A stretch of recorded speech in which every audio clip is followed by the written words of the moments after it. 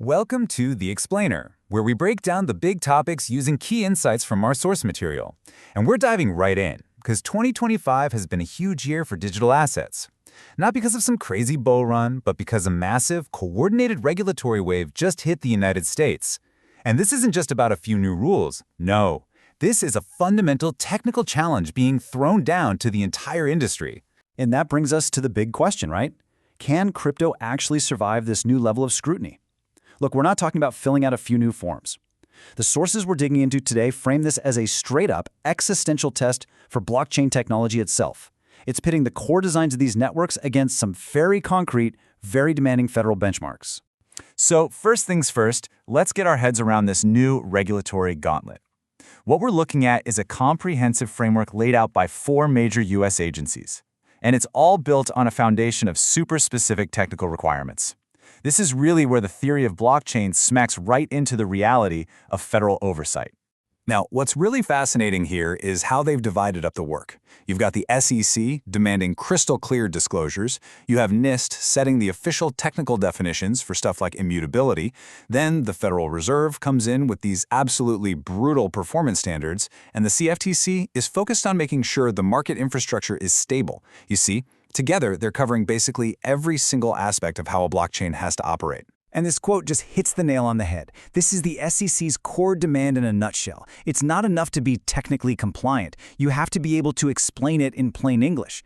They're telling projects, look, ditch the jargon.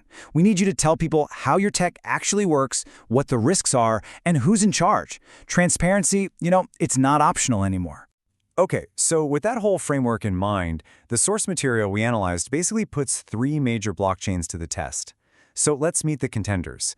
Each one is facing this new regulatory challenge, and each one has a totally different approach to how it's built. So at the most basic level, we're talking about 2 completely different engines. On one hand, you've got proof of work. That's what Bitcoin uses. It secures the network through sheer immense computing power. Security and decentralization are king. On the other hand, you've got proof of stake, which is what Ethereum uses. There, security is based on economic collateral, validators staking their own coins. It's a design choice they made to boost energy efficiency and transaction speed. And these core differences, they have massive downstream effects. So here they are, our 3 contenders, as framed by our sources. First, Bitcoin, the pioneer, famous for its security. Then there's Ethereum, the world computer, known for its super flexible smart contracts. And finally, Bitcoin SV, which the analysis positions as the enterprise scaler, because it's all about massive transaction volume, super low fees, and a fixed, stable protocol. All right, now let's get to the performance test, because this is where things get really, really interesting. Of all the new benchmarks, the source identifies the Federal Reserve's requirements as the single toughest technical hurdle that these blockchains have to clear. And this test, it comes from something called Project Hamilton. It was this joint venture between the Boston Fed and MIT. And their job was to figure out what a national-scale digital currency would actually need to be able to do. So the numbers we're about to look at, they're not just pulled out of thin air. They're based on some serious, real-world research into building a payment system for an entire country. And here it is, the number that makes everyone's jaw drop. 1.7 million.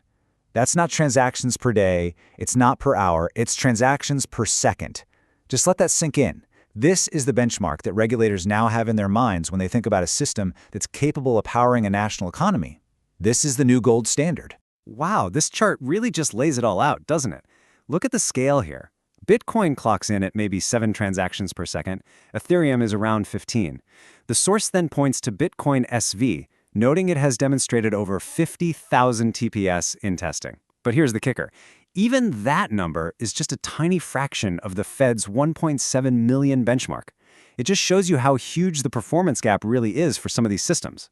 But speed isn't just about raw throughput. It's about settlement. Like, when is a transaction truly irreversibly final? The Fed is demanding sub-second finality. The source argues that Bitcoin's long confirmation times, sometimes up to an hour, and Ethereum's reliance on layer 2s, which can have delays when you try to withdraw, well, they just don't pass that test.